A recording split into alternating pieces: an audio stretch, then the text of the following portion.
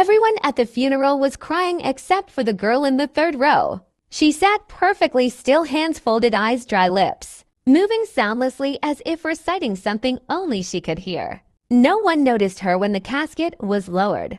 No one questioned why she wore red or why her feet were bare. Later, as the mourners gathered to eat, she slipped away to the room where he used to sit in the big leather chair. She reached behind the bookshelf and pulled out the notebook he had told her never to touch. Inside were pages of names, dates, and sketches, some of them of her. One page said in uneven block letters, "Do not trust the girl in the third row." She closed the book and smiled as the first scream echoed from the scream stopped as suddenly as it started. The girl stood at the top of the stairs holding the notebook. Behind her back, face calm, eyes sharper than before. Down in the kitchen they had found the empty tray where the cake used to be, and in the corner the frosting-covered fork, still twitching as if it had nerves. Someone called for help. Someone else backed out of the room and dropped their glass. It didn't shatter, it melted. The girl walked down one step, then another, each creaking,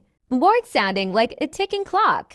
She reached the bottom just as the lights flickered and the fireplace roared to life on its own. Pages from the notebook began appearing around the house, taped to mirrors, folded in pockets, slipped under plates, each one in that same uneven hand, each one a warning. They started whispering her name, not the name in the obituary, the other one. The toaster screamed at exactly 6 a.m. By morning the house was nearly empty. Half the guests had fled, the other half were hiding in closets, muttering prayers and threatening to sue.